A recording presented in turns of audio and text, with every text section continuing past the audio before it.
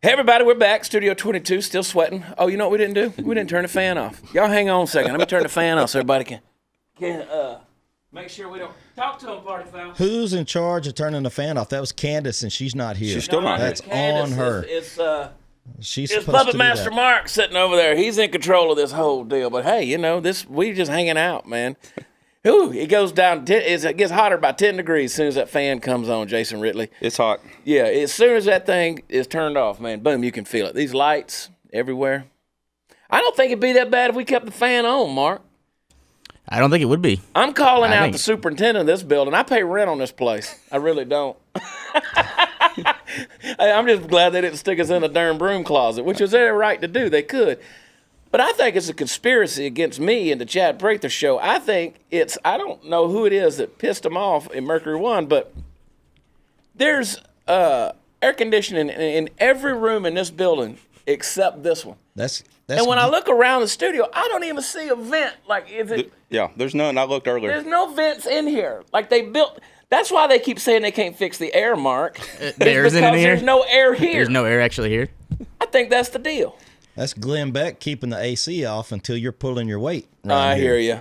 I bet it was air conditioned when Stevie Ray Vaughan recorded in this studio. Probably. That would be my guess. I bet you it was, doggone it. I got the representative from District 6 in Georgia right here. You a congressman? They let you use that word? Well, no, everybody thinks that. I get a lot of emails from them thinking I'm a congressman. No, I'm a state representative. State representative for the state of Georgia. My buddy Jason Ridley, he's in town. I said, man, come sit down in the studio and sweat with us. So I'm glad you're here, buddy. That hat looks good on your head, It too. does look good. Thank you, American Hat Company, Chad Prather from You got that? You wear that in the Capitol building in the State House in Atlanta, Georgia? Yes, sir, I do. And down where I live at, while we're during session, is I call them a lot of overachievers. They all have rescued dogs, which I've never seen a rescued labradoodle, but until then. And all of them like to exercise, so whenever I come strolling in with my hat on, it kind of stops the traffic a little bit. Like a revival of the village people they down don't know what's going on. I understand. Yeah, you wear that in some parts of Atlanta, and you don't have to pay for your own drinks. I haven't got that yet, but Do you know that Atlanta is the #1 city in America for singles if you're a man, because the ratio is 8-to-1 women to men.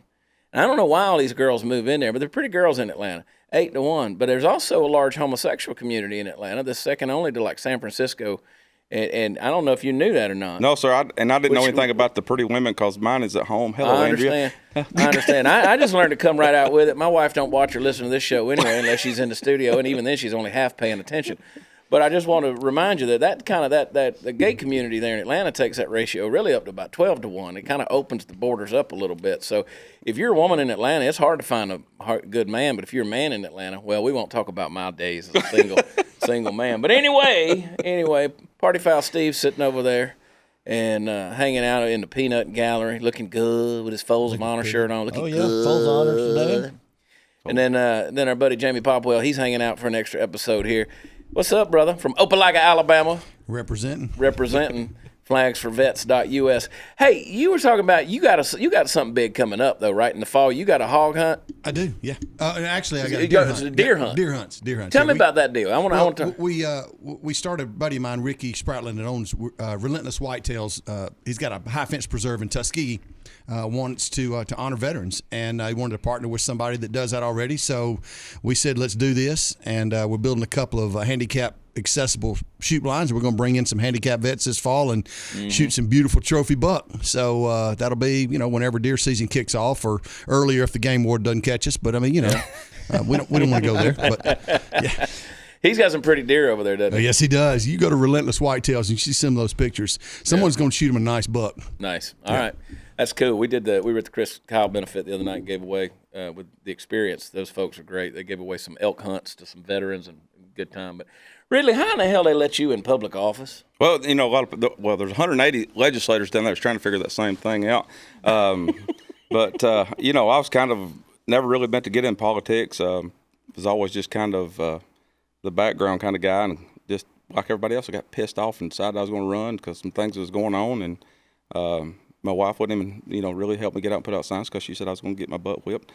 She wouldn't help you put out signs? Oh, she did. I give her a hard time. You had to talk her into it? Not really. She was like, I think it's something you've always wanted to do, so go do it. She's really supportive. I give her a hard time, but she really did. But so anyway, ran against a 12-year incumbent.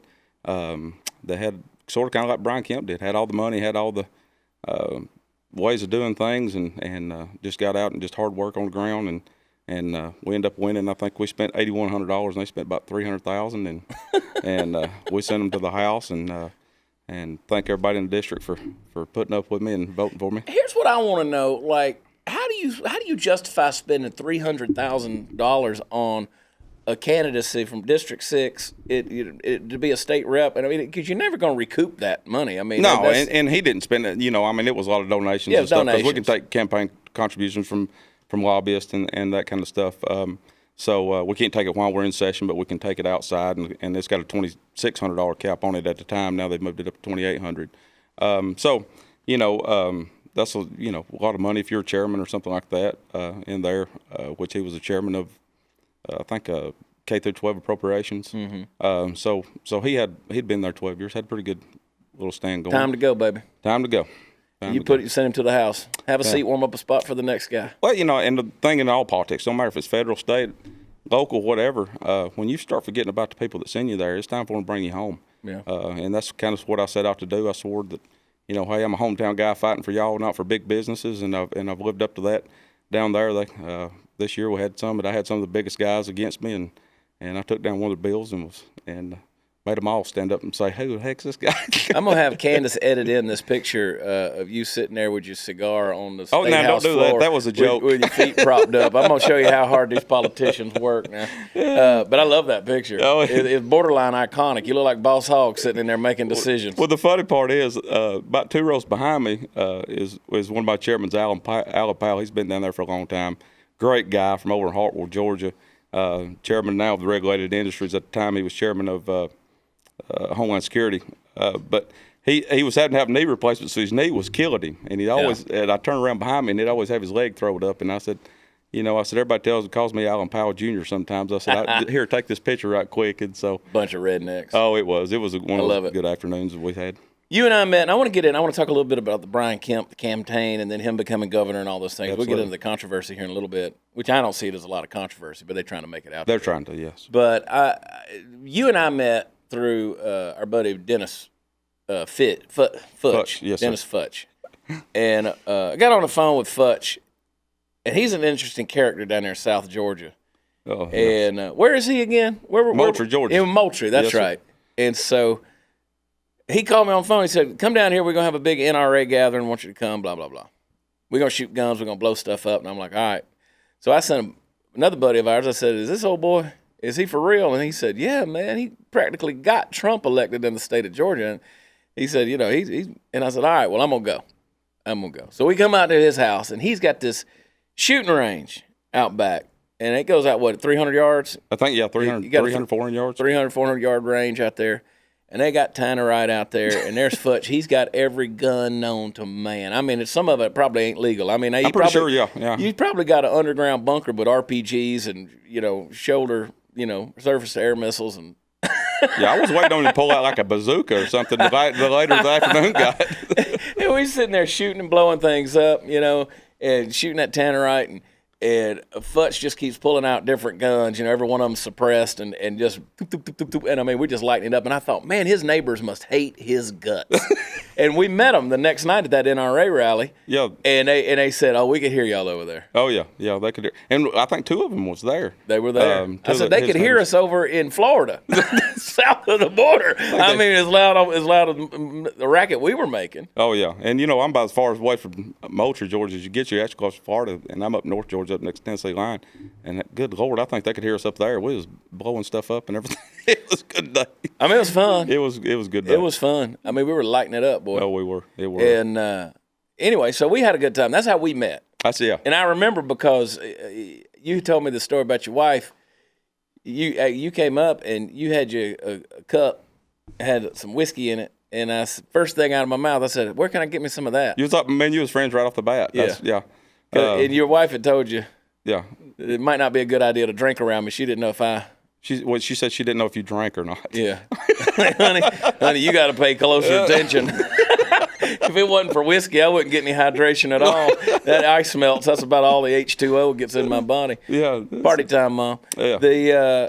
But no, we hit it right off, and I was glad you were there because we had a blast. We did. And stayed remember, I there. was going to leave like a day early, and you was Yeah. like, man, heck no, we had a good time. So I called home and said, hey, I'm going to be down here a couple more days. And then I had to call work and tell them I ain't coming back. Yeah. And so sometimes raising money for politics is fun, It's man. fun. But that was right in the middle of the Brian Kemp campaign. That was Right. getting right up to election time. And that was a hard-fought deal because he was up against Stacey Abrams, who's crazy and a socialist and ain't pretty and just rough. Had she been elected governor of Georgia, which is my home state, where I grew up, Right. my family's still there. That's why I was coming back because I felt it important. I mean, Yeah, that's still home to me in a big way. So. Oh, it was, and you was a great supporter. Yes, I was. Anytime you could do anything for us, you would. And Brian, I got on with him early because one thing, I'm not a politician by any means. You know that. Everybody knows that. You crooked yet? No, I ain't crooked. You ain't I taking ever no gonna hand be. out? No, okay. I'm just, and I've always said if I go down there and I'm just sitting in the seat and I'm not doing anything for my people, I'm coming home. Yeah. And I think that's the way everybody ought to be. This job's not for that, and we make $17,000 a year. It costs me money to go down there, but I've always kind of been one of those guys that I always wanted to take up for the little guy, and so when Brian came along, it was kind of that same deal. Yeah. And so he started out, and of course I went with him, and we got in the runoff with Stacey Abrams, and I served in the House with Stacey Abrams, and a lot of people was like, he's going to win by a landslide, and I'm like, this girl's pretty smart. She's pretty smart. But what I seen, because my wife, who's not involved in politics in any way, she started showing me when she first was speaking to the transition of her, the way she was speaking till afterwards. And you had a Hollywood elite, New York, and all those was just funding money like crazy to her. And if she wins or had won, the state of Georgia, which is questionable now with some of the stuff that's going on there, is not going to be a state that we're going to recognize. And go a little further on that, the scary part is, if you look at Texas and Georgia, we're almost identical. We lost 14 House seats, which we gained back 2 because of a special election, but Texas lost 14 House seats. Here, kind of the same thing going on, these certain areas turning blue, which there's enough people there to vote to overrun the rural votes. So that's the rural votes is what counts. Right. A lot of folks don't realize that Georgia's the biggest state east of the Mississippi. It's a big one. There's a lot of similarities in the attitude and the culture between Georgia and Texas. I've noticed that. Not quite the same, but it's very, very similar. And there's big attitude in Georgia, and it's the Empire State of the South. So goes Georgia, so goes the South in a big way. Just like so goes Texas, so goes the country. Absolutely. It's a big economy there. It's a lot going on, and had she gotten elected, it'd have been a bad deal. It was a lot closer than I wanted it to be, but it was close enough that now, that's the liberal logic right now. Is everybody saying, well, they stole the election? Oh, that's absolutely. So you had Hillary on TV this morning, starting that whole narrative. You had Abrams in the Tennessee papers last week, I think, saying that the election was stolen from us. Well, so here, let me give you a little data. How do you lose 14 House seats?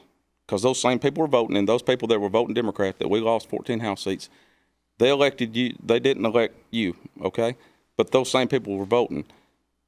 So how does that work? How do you are the only one, like Hillary saying that she got stolen? How is she the only one that didn't get elected, but we flipped Congress? Well, the same thing in Georgia. How it only stole from Stacey Abrams? It wasn't stolen from the other people that got elected in the House of Representatives or in the Senate. So, those numbers don't make no sense, and we've run them down pretty tight to see where it's at. Yeah. But and we were robbed that night. She say we're stolen, but we've done a lot of hard work, and the night that we won, we couldn't even celebrate because it was close, and so we were stolen our victory that Took we our had. party away from us. Took our party away. Well, it's party time, Mom, right here in Studio 22. So you think you're going to hang on this thing, though? You just keep on. Like you said, I know you say that if you're not doing any good, you're going to go home. That's right, yeah. But how much when you get into politics, because I got people all the time telling me to run for something. I'm like, no, and hell no. And that's just not, I like being able to use my voice any way I want to use it, and I don't need people telling me what my convictions need to be. Right. And plus I got so many skeletons in the closet that the first time one of them little bare knuckle toes sticks out underneath there, I'm going to run for the hills. Because anyway, I'm going to write a book. Yeah, I bet you are.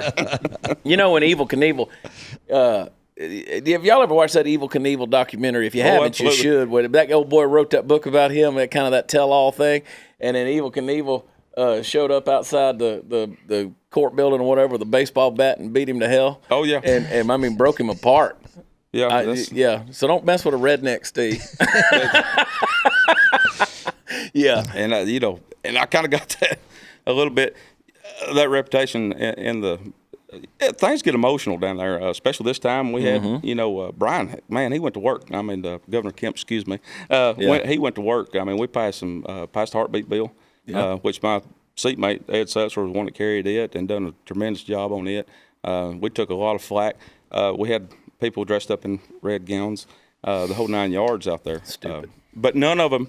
You got to show your ID when you come in. Yeah. So we had them all standing around. None of them were from Georgia. They were all from somewhere else coming in here, wanting to change that. And then you had my buddy Dominic LaRicca, who's one of the governor's 4 leaders that faced off with Alyssa Milano down in the governor's office, which he stayed pretty calm, which made him come kind of from the same cloth as you do. So I was proud of him. He done a good job there, and asked us the question, what district do you live in? Who do you vote for? They're not. Right. So like you said earlier, if Georgia falls, they're coming for Texas next. All that money will shift over, and they know that. And I think that's where you see a lot of the fact that now. Fort Worth for the first time voted blue in this last election, it went for Beto O'Rourke. I mean, that's very telling when Tarrant County, Texas goes blue, something like that. That's a major deal. I mean, this is serious. There are forces at work, whether people want to believe it or not. It's the forces of L.A. and Hollywood and the mainstream media and New York money and these folks and George Soros. And I know that's almost become cliche, but I'm telling you, it exists. It's there. I don't know what people's opinion on the quote-unquote deep state is, but I think if you hadn't seen that there's a deep state at work here, when you got people saying, well, we sent a FBI investigator in as an undercover aide to work for the Trump campaign, I'm like, that's called spying. I mean, that's not investigating. Absolutely. That's spying. I mean, that's what that is. So we have this stuff going on here that's just absolutely ludicrous, and you see it up close and personal when you've got a friend like Brian Kemp. And these guys, we think of them as just kind of being up on this pedestal and they're not real people and all that. But no, you're talking about real folks, real families who are really trying to do real change and real good in their communities and in their cities and states. And you're up against this lunacy of these ideas that are being pitched out here from socialism and universal basic income and free Medicare for all and the whole thing. It's dumb. Yeah, absolutely. And, and talk about Governor Kemp and his family, probably one of the most humble guys that you have ever met in your entire life. And I know you've met him and Miss Marty and the girls. No matter what the situation is, he never forgot where he come from, and still looking out for those same people. And we got a lot of great guys like that. Politicians, and like I said, I'm not one, but for the most part, we get a bad reputation just because you decide to take that step, as everybody gets corrupted and everybody. We're not Washington, D.C. We know all that goes on up there. It ain't quite the swamp. No, I mean, you got Speaker David Ralston that's, looks like a man that was born to sit in that seat in the House that runs it. Had my buddy Jeff Duncan get elected lieutenant governor. All great people, and they want to do what's the best for the people. But going back to what you're saying, I'm not no aluminum foil hat wearing guy, but absolutely, the more crazy it sounds and the more crazy it is, then people won't believe it, and so they do it that right. They get that way to try to discredit you and what you're doing. But we've all seen it. I mean, there's no denying it. Well, and Brian Kemp sent me a message back during the campaign. This was before he was even elected and anything, and he thanked me for doing my part to kind of be a voice. And I'm like, I'm a dude in Texas, but I have some very special interests in Georgia. I mean, that's where my mama lives, so party time, mom. And that's why I got to look out for my crazy mama because she ain't got the sense to look out for herself. I didn't say that, Mama. I didn't say it. I still believe in you, baby. I still believe in you. I'm gonna come see you soon. But no, it's a great state. It's a great thing. That heartbeat bill was a significant one, I think. Boy, you really saw the claws come out when that happened. And then even that doesn't settle the problem because now you got people who are saying, well, if you're an abortion provider, you can just use that ultrasound and you can avoid the heartbeat. Just put the someplace where you can't actually hear it or whatever. So it's a crooked thing. I can't imagine anybody that I don't understand the mindset of people that want to kill children. But it makes no sense. I mean, not to get all biblical and stuff, but if there's anything that's the closest to the child of God, it's a baby that's never committed a sin or anything until, and so using it and what it's got to be is using it for birth control. Yeah, convenience. Yeah, and in Planned Parenthood, the great movie come out, which met the girl that it was shot there, and she's from Marietta, the girl that was in the movie. Ashley Bratcher. Yep. Yeah, I don't remember her name real well, but that thing has blown up. I mean, it really has. It showed the inside of what's really going on. And we had some people there that they and I don't have a problem with it. If you honestly do not have a problem with it, you honestly, that's what you feel in your soul, and you can go to bed at night, that's fine. Do what you need to do. But I'm not going to stand up there and I'm not going to vote against something for a political reason. Right. And I think you've seen both parts of that. You've seen some people doing political stuff on the other side. You've seen some people stand up on the other side that's was putting on a show. But if you talk to them afterwards, they would tell you that no, they don't believe in it. Yeah. But there's not that big. I mean, that's a big moral issue, and it was important to me. And I've always said, and I'll continue to say, you can't legislate morality. Right. If you could, there wouldn't be murders in the world. But Absolutely. people still murder even though it's illegal. There wouldn't be. You can't legislate morality, but you got to fight for those who can't fight for themselves. You got to speak up for those that don't have a voice, and an unborn child doesn't have a voice. And so, I've always been pretty outspoken on that deal. I don't moralize on it. I just telling you straight up, it's a logic issue for me. It's a compassion issue for me.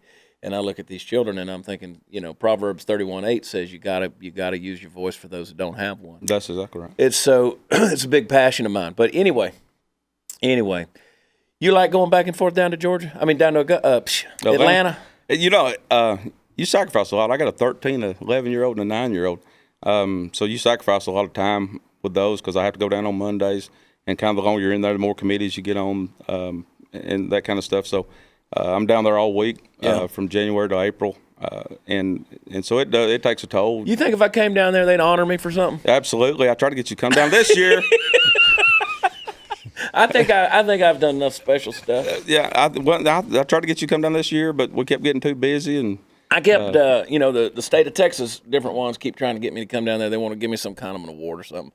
And I don't believe in participation trophies. Like if I did something, that's one thing, but I don't need you just to honor me with a piece of paper that says. But I mean, it's nice that they think that. Yeah. Oh, it is. And people out in the TV world, I'm going to tell you, he did not tell me to say this, but I want to say this as a friend and as I'm anxious to hear it. Not what I told you the other night, but as a friend and stuff. I appreciate you step out there when nobody else will. You don't know what's going to happen when you put yourself out there. You put your family out there just the same way as I do in this position. All you guys do, and I appreciate that. There ain't no way to really communicate how much appreciation I have, and a lot of other people that's told me about it. See there, Mom? Yeah, she's done good. I told you I'd be something someday. But that's been the problem. That's been the problem with the conservatives. We've sat back and been quiet too long. Yeah. I believe in civil discourse. I don't believe, I put it on Twitter the other week about we don't have any business getting in somebody's face, in an airport, some official or somebody running for office and putting our fingers in their face and shouting them down. I don't like stuff like that. I think we resort to being just like what the left has done when they're screaming at people till they have to leave the restaurants. I believe in civil discourse. And listen, even if it gets to a point where you got to pick up a rifle, I still believe in civil discourse. Because at the end of the day, I mean, that's why even when you go to war, you still got the Geneva Convention. That's civil discourse. That's right. There are rules in place of how you respond and how you fight. And I've always said, look, I believe if you got false logic and you believe in something, that's a house of cards that eventually false logic's going to fall in on itself. So I don't have to try to win the argument. I know the argument's going to be won by itself. And so I want to be smart enough and know enough that I can, engage in those conversations and do it. So I feel like if I got the truth on my side and God's on my side, then why not step out there and do Absolutely. it? And now I have fun with it. And that's what people don't know what to do with me now because I have fun while I'm doing it. And people don't get it. People are like, it must be nice being able to make a living just stirring the pot. And I said, as long as you keep licking that stick, I'm going to keep stirring that pot because I don't care. I mean, I don't care. Look, I'm 46 years old. I got what I got. I ain't gonna get, it got what I got. I work my butt off to try to do things, and hey, it's a good living running your mouth if you can get it. I mean, it's great. But the reason you make a living is because you're saying what the people really want to say. Yeah. You're doing that next step of, and then it kind of where it comes into to play in politics is those people say, well, if he can say that, then why can't I say it? Yeah. They've run us scared with pointing fingers and saying, well, you're racist because you don't think this. Well, I mean, yeah. I had a friend get up. And I don't like black people, but whatever. And I know better than that. I met 3 of them the other night. They all travel that with all me. love you. We sleep in the same hotel. We snuggle. That was funny. But I was with Bougie Sean. He came to the game yesterday, man. I love that guy so much. Oh, you can't help him like him. I bet him the other night, and man, he's great. I love that guy so much. Mark knows Bougie. They've traveled. They've done plenty together. And when I say plenty together, I do mean sex. Who's a little spoon? Who's a big spoon? That's right. Yeah. Mark's a strong power bottom, so I understand. He been licking the stick too. Look how red he's turning because he knows it's true.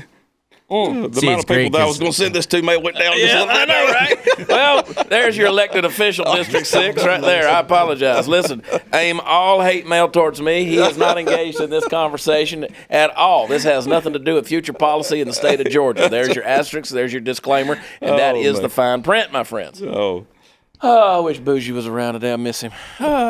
Anyway, that old boy, he's a mess. But anyway, yeah, anyway. But I love the state of Georgia. It's a beautiful state. Jamie, you're from Alabama. Yep. You went to Auburn. Yep. And you and I, Ridley, we hung out at the Auburn, Georgia game. I went to Georgia, right. of course, and like to froze to death that night. it was cold. Well, last year, Yeah. I don't think about the last couple of years because we got. I bet you don't, my brother. No, I don't. I think back to that night at Jordan Hare, the immaculate reception. I know you do.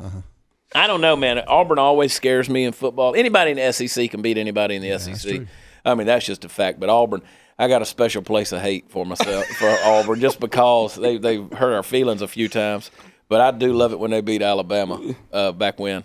They, Oh, yeah, you love that, seeing the repeat for like the next 9 years of the of it hitting the goal and falling and running it back. I mean, Georgia and South Carolina's playing. What do? They run the deal. Exactly. I know. That's pretty funny. But, there's no greater place to see, Toomer's Corner and go down to Auburn. That's a great place to see a football game. Athens, Georgia's a good place. We partied all day. We tailgated and. We did not party elected people. No. I had my wife with me. I mean, if you want to call, walking around with our wives in a parking lot on the campus of the University of Georgia partying, but it was fun. There was actually a picture of me and Jade that was awesome. We had like a stack of porta potties right behind us. So Float that one around. Yeah. Yeah, that was a good day though. Yeah, it was a good day. Especially 'cause It was a good Georgia day. won. We always like to have you there. Thanks, appreciate it. My 2 favorite teams are Auburn and whoever plays Alabama. There you go. I'm with you on that, Jamie. My wife, she had those hot hands, the things that you scrunch up and you keep your hands on them in your pockets. I was like, we ain't gonna need any of that stuff tonight. Thank God she brought extra ones. I don't do cold well. No, it got cold in a hurry too. I mean, that sun went down. It got rough. It did. But on the field too. Yeah, on the field too. It got brutal. It gets rougher on us bald folks. Yeah. I got a joke that I'm not going to tell now. I was just going to say, all you got to do is wear a turtleneck so you look uncircumcised. Yeah, I knew that was coming. Oh, it's party time, Mom. Oh, my gosh, Ridley, I tell you what, man. How you like Texas? You don't want to go back home, do you? Now, you got to go back home. I got to go back home. Because he loves Georgia, and he will continue to represent the great state of Georgia in District 6. And so, but Texas gets in your blood, don't it? Well, Texas has been in my blood. I rodeoed a lot and spent a lot of time out here. Went down a couple of days, spent ranching with a buddy of mine down in Prairie Hill, just outside of Waco. And, I don't want to go home, but I got to go back to work. Yeah. It's a lot of fun in Texas. My kids and my wife, they actually kind of getting to miss me now. So, man. They were excited. They were like, waking me up 2 hours early to get on the plane. Well, you came out, you came out because you were going to come to the Chris Kyle Memorial Benefit with us and hung out, and that was a good time. It was. And you got a chance to hang out with Wayne and Debbie Kyle and, Chris's parents and Jeff and Amy, his brother and sister-in-law. What did you think of that event? Coming from a guy, my dad got killed when I was younger. Mm-hmm. So my granddaddy raised me. He was born in 1919. never been further than Chattanooga. Got drafted to World War II. My uncle's in Vietnam. So I always had a real good special place. Taught patriotism, veterans, and that kind of stuff. Yeah. And, Chris Kyle, I mean, what do you say? I mean, even now, he'd always will be a legend. And so to get to come out to something like that and meet those guys was fantastic. Tell us a story about that knife case. So So my son, he's 13. Since he's been born, he's always wanted to be in the military. My wife's scaring her to death, but he guns, knives, whatever, it don't matter. So anyway, me and Jeff were talking a little bit there, and I was telling him about my son, and Mr. Wayne was over there. Matter of fact, because you labeled me as a politician, he tried to kick me out right off the bat. But anyway, so I was talking to Jeff, and I said he had the knife holster on his back, and I said, "Hey, can you get those around here?" And he said, I don't even know. And so he was taking it off, and I thought he was going to look at the back of it, and he said, "Here, give this to your son." And I was like, "No, I can't take that from you. That's yours. I'll buy one somewhere. Just tell me where to give it." He said, "I don't even know where I got to say. Here, take it. Give it to your son." Said, "I hope let him know that I gave it to you." I said, "Okay." And just, man, great people. They're gracious people. It's a gracious family. I consider them family as Absolutely. I've gotten to know them. It's an honor to serve them and serve with them, but they're family to me. And, folks think, oh, it's the Kyle family. They got all this movie money and book money. They don't. No. When I met Jeff Kyle, he was working for the Waco Harley-Davidson shop down there, and still gets up and goes to work, 5-6 days a week with his company that he's put together. And so, yeah, it ain't like you think it is, folks. I'm telling you, it ain't like you think it is. And no need to get in all the details of that. But if you know, you know. If you don't need to know. But I'll tell you, they're good folks. They're great folks. Miss Kyle, many things choked me up a little bit, but and I tried to tell a story. She came up to me and she said, "You're Chad's friend from Georgia." And I said, "Yes, ma'am," and kind of talked to her for a little bit. And I know she didn't think anything about it, but just being there amongst the people. If you really want to see American heroes, it ain't movie stars. These are the guys that were there. I mean, unless you're Jacob Schick, 22 kill. He's a movie star now. Yeah. He got to handcuff Clint Eastwood, and he's going to tell everybody about it. But she told me, she said, "I just want to thank you for coming." And, man, it got to me. I said, "Ma'am, you don't need to thank me." I said, "Well, thank y'all for what what all y'all doing here." Well, and that's why you're a good dude, and that's why you're friends with me. I got good people in my life. That's right. And, you watch the shows, and you see Jason and Sean and Mark and Candace and Steve and, Jade, Natalie, all of them. I mean, I got good people in my life all the way down the line. I got good friends out there. And when you and I met, it became instant because I got a glimpse of your heart and I knew what you were there to do. Yeah, we joke about having a good time and stuff. But, going into politics, that's a sacrifice. You're away from your family. You are. And, you jumped on a plane because you said, "Hey, I want to come out there and be a part of that. And Absolutely. I want to come out and visit." And you took time away to come out and do that thing and give yourself and kind of represent. So I always appreciate that about you. That's why. And we always mix in a little fun with it. Oh, yeah. You can't go nowhere without fun. Yeah. You been having kidney stone stuff going on? No, not me. No? No. I keep it good. Yeah. I keep it Steve, good. who's having kidney stone? Oh, that's Rendon Meats guy. No, that's Mark. That Mark. Yeah. Mark Pagel. Oh, so He bought us a lot of beer yesterday. But You were telling me stuff, and I didn't know if you were talking about Ridley or he said somebody wasn't drinking a lot of beer, and I said, "Well, that ain't Ridley. No. Ridley has a couple." No, yeah. Hey, if your pastor, Hi, Mom. party time, Mom. Party time, Mom. If the pastor's watching, listen. State rep from District 6. He drank a few beers out here in Texas. I don't know what we drank. Well, you couldn't drink the water, so exactly. Who would want to? it was tainted. Fish that. They have sex in that water. Who wants to? I'm sorry, Mom. Golly. It's Ridley. Yeah. It's Ridley. Trust me, everybody knows. It's He okay. brings a redneck out of me. I like that belt buckle you're wearing. Well, thank you. You can't see it. No, but if I pull it, I can.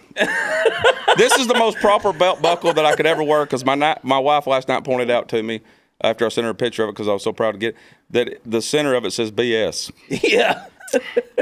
So I get the award, the BS award. I don't know. That's a good looking buckle, though. It is. You like me. We done got the dicky do disease. Well, yeah, your we're getting belly there. sticks out further than your dicky do. Yeah, well, when you get our age, it starts working both ends. It's All right, it's estrogen, man. It's It's estrogen.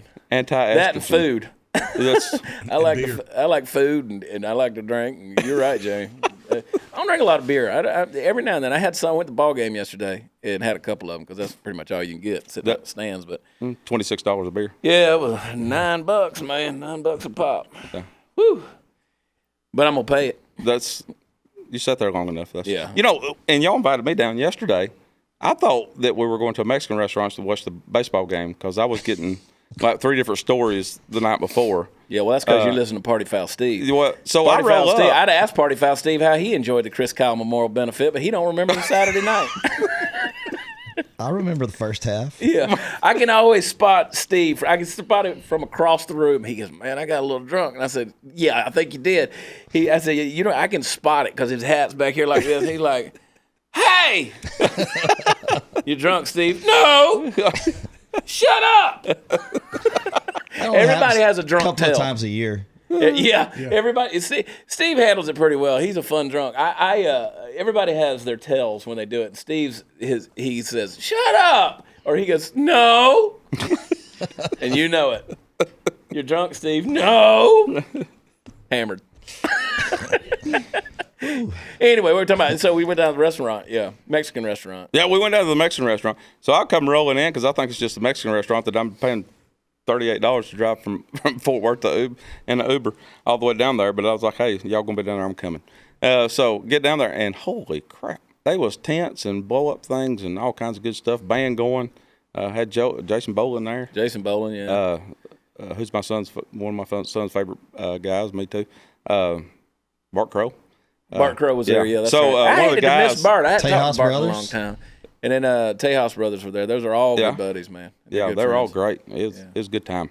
Yeah, we wound up going. I've surprised Jade with. I took her to the ball game, which that wasn't the surprise, but we had some folks show up that she wasn't expecting to see, so it was a good little visit. And so we hung out there. But then when we got done, I tried to come find y'all, but it was already.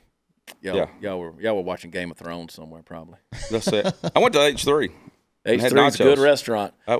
Ryan Mitchie's my buddy. He's the GM of H3 over there, and I tell you, it's the best catfish. It's a steakhouse, but it's the best catfish in Fort Worth. That's the only place I've eaten. I ate over at the Star for lunch yesterday, but Star Cafe's a good place. They got a good chicken fry. I love downtown Fort Worth. Yeah. But yeah. Well, you're sort of in it. You're down in the stockyards. That's right. You're in Cowtown. I'm pretty sure this section didn't go blue. No. Well, it depends. You got to go one block up where all the Mexicans live. That's pretty blue up there. But can I say that, Mark? I might. No. I'm just kidding. I can say anything I freaking want to say because it's the truth.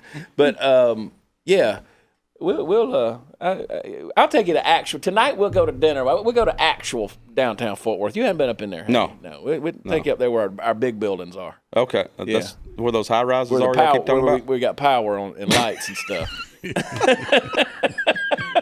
We go towards town to hunt. Yeah. My buddy, he's real wealthy guy. And I like done him. really good for himself. Like him already. And they always made a joke. He said, heck, we got Ridley elected, and said, we stopped at the Capitol, let him out. And he said, what are y'all doing? Said, I got to go to the airport to get on an airplane. I thought I got elected to Congress. And the guy said, he always tell everybody that joke. And I was like, no, I knew better than that. Hey, I don't have no desire to go up there. He talked about getting Ridley elected. The man only spent $8,100 on the entire campaign, Yeah, Mark. yeah. Now, that's in Chatsworth, Georgia. That's a wealthy friend. But no, let me tell you about this in Big money politics. right there. After you high get cotton. elected, I don't know how it works out. After you get elected, everybody voted for you. They would, Oh, they're all your They're all- friends. oh, I You voted won for by you. 78%. yeah, I voted for you. Yeah. You look up their address, and they're like, "You're not even in my district." But I love the people up there. They're great. Yeah. They've been good to me and my family, and good supporters. That's a good place. I like North is. Georgia up there. And it's a beautiful part of the country, really. It You is. get up in there, you start getting in those foothills up in there, and you get over in the North Georgia mountains. That's And what's that. you got to be careful. You drop off in a holler somewhere, you're going to find yourself in a farm full of marijuana, and they'll shoot you. Yeah. But that's another deal. That ain't in your district. That ain't in my district, You done no. cleaned it up, I know. No, we cleaned You that done place cleaned up. it up. That a boy. I tell you what. We in the valley all the way together, so it ain't. Talk about a green New Deal. Yeah, that forest catches on fire. Everybody's going to be high. It's called cash crop. I don't know that, but that's what I've been heard. Cotton, peanuts, peaches, and weed. Little Kush, indica, Papa Green, homegrown Hawaiian. Yeah, Whatever. It's all money. I'm glad you know all the names to them. Well, I mean, you know. No, Mom. No, Mom. You read that in a book, didn't you? I'm gonna get one before she dies. I'm gonna get my mama high. That's what I'm gonna do. I don't like the stuff for myself. I don't care about it. I don't care if you do it. I don't care. I don't know. I don't care. But I figured I was already lazy. I keep promising my mother. I'm like, I like my mother's nuts anyway. And I say that in a good way. She's crazy good, but I can't imagine her on something like that. She's our kind of crazy. It'd make her quiet. Is what it would do. It would just beep. She wouldn't. Well, say I had friends that I never did have no desire. I figured I was already lazy and wanted to eat all the time already. I didn't need no help. I don't need no help on that. No, sir. Steve, you ever get your mama high? No, not yet. It'd be a lot better on her than some of the other drugs. That's so funny. I love bringing up those kind of topics like that, and then everybody wants to chime in about, well, we need to be doing. And I'm like, shut up, we're joking. So anyway, I'm not. What's next for the state of Georgia? Shoot, man, I don't know. Who else can y'all piss off? We're gonna work on it. Good. We got 2020 coming up, election, because we run every 2 years. Keep us closer to the people. So we got all that coming up. So we've got some metro areas. We'll try to keep those this time. See what the great governor's got on the agenda. Whatever it is, I'm behind it. Yeah. He's a good man. He is. He's a good man. And you're right where we started this conversation. The topic is going to be about stealing elections. There's always going to be some form of liberal logic that's going to come out there. Either it was a Russia collusion and then it was obstruction of justice. Now it's going to be, well, they stole the elections. And that's just dumb. It's always going to be something else. And I don't know how you fight it. I have a buddy of mine, Todd Jones, lives up in Forsyth area. Great state representative, one of the smartest guys I've ever been around. Speaking of black people, they ever let any black people in Forsyth? Oh, I don't know. I've never been there. That was a protest. I've never been there, but he's a great guy. But he had a lady come in from New York that moved down here, and he was talking to her, and he said, "Why did you move here?" And she said, "Because Georgia's all y'all have done for number one place to do business now." Blah, blah. Yeah. She went through all the things that were so great about here and all the things that were so crazy about New York City. And he said, "Well, good. I hope I can count on your vote in the election." She goes, "Oh no, you're a Republican. I'm not voting for you." Wow. And I'm like, "Hang on a minute. You just said all this and said how great we've done, but you're not going to vote for me because I'm a Republican? But we're the ones that's done this, and Democrats is what's done that to your place." And I don't know how you fight that. I don't know that any logical, even a psychiatrist could answer how you convince that person, because I think Mr. Jerry said earlier, Mr. James said earlier, those fights you can't twist them. I mean, you can't turn them. They're just dead on what they're going to do. So it's going to be interesting. Well, I love you. I love you too, bro. I'm praying for you. I'm glad you're here hanging out with us. I am glad you come to Georgia some. Oh, yeah. Well, I'm going to be there. Well, by the time people watch this episode, I've already been there. We're working on the documentary there in Atlanta for veterans, and got a couple of shows there. Then I'll be down with 9 Line Apparel in Savannah, hanging out with them and Graham Allen and Tig Tiggin.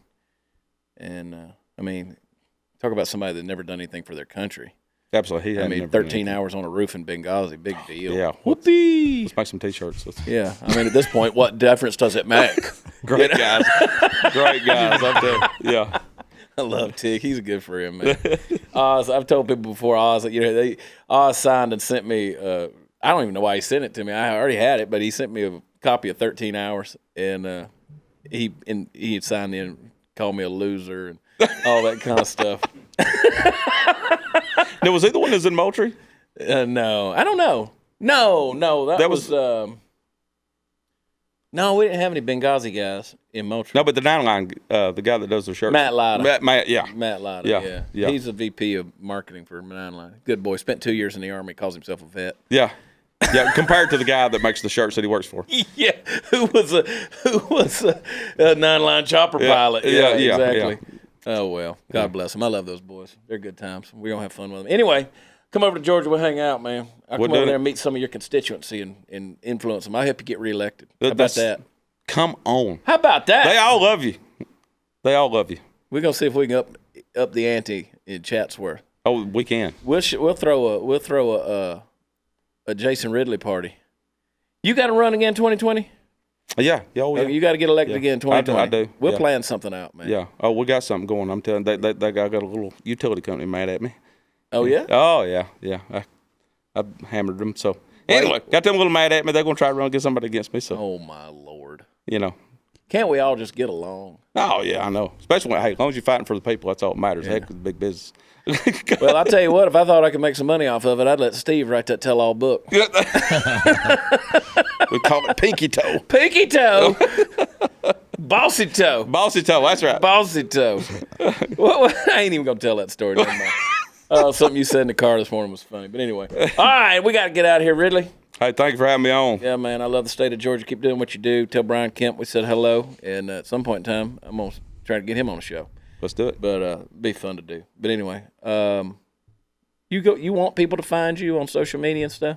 Sure, yeah. Where do they find you? Oh, well, I've got a Facebook page, my personal one. Then I got one, Ridley for District 6. Ridley for District 6, and that's the numeral 6, right? It's the number 6. Yeah. If you don't live in my district, don't send me a bunch of hate mail because I ain't going to respond back to you. That's right. Just like I this only podcast. take care of my voters. Just like this podcast, we only take 5-star reviews. That's exactly it, right, man. We don't do 1 stars. If you're gonna leave a 1 star, you got too much darn time on your hand. Get out of here. Leave. You don't have to announce your exit. Just bye. Don't let the door hit you where the Lord split you. Come on. Just get on out. We don't want to hear about it, but we appreciate you watching and listening and having fun with us. It is party time, Mom. We're going to get out of here and go see if we can put some more coffee in this cup. You know what I'm talking about? It's hot in here. It's warm, boy. Sweltering heat. Sweltering heat. I mean, I'm sitting over here, Jamie Popwell spent his time in the desert. Steve spent his time in the desert. Yeah, it was a little warm. And we talking about hot in the building here. Yeah. It might be 80 in here. Not HOTT. Well, we're fat, Ridley. That's the problem. Well, that's what I was going for. But the problem is we're fat. I like to refer to myself as fluffy, but it is. But if you carry it right with confidence, Well, you say when you're watching your weight, you just put it in front of you so you can see it better. well, I can't help but see it right now. Good Lord. Well, but some fat guy come up with this whole idea that women has said what is the dad bod Dad is bod. in. That's whoever that is my hero. Thank you. But they're lying. Because I promise you, I've seen plenty of dad bods walking around, you know, and the women don't look twice at them, but then, you know, some dude come walking through there looking like whatever. Yeah. And their tongues are on the floor. Yeah, they're trying to think that Rip off of Yellowstone looks like that's a dad bod. I'm like, pretty sure that's not. No, this is what a dad bod looks like, folks. A lot of pokes and rolls right here. We sweat just putting our boots on. Absolutely. Man, get out of breath. Yes. That's my goal weight, is where I can put my boots on without feeling like I'm going to die. Yeah, that's you know? When I don't have to carry a handkerchief around and wipe my head like I'm preaching all the time. I know. I quit starching my jeans. You know, I text everybody wear starched jeans. I quit starching my jeans because they're too hard to get on. Yeah, trying to push through that. Anyway, enough about all that stuff. We got to get out of here. Go to watchchat.com. Find me on the road. For the Puppet Master Mark, Party Foul Steve, Jamie Popwell, thank you for sitting in here with us. You can find Jamie over at flagsforvets.us. Go check him out. And if you want to, for you too. If you want something to support, that's a good one to support. And also check out what they're going to be doing on that whitetail hunt for veterans. Shoot you. Yeah. If I get a wheelchair, can I come? Absolutely. All right. Just tuck your legs out. Cut my legs off. You know, that's Small me. sacrifice. But we'll get you a good There's things some guys will do for hunting. That's a fact. How committed are you? There you go. Yeah, you the bacon or the eggs, boy. All right, hey, Ridley, be good. I'm gonna come see you, man. Yes, sir. Thank you. For the rest of y'all, we'll talk to you next time. Love y'all. God bless. Bye.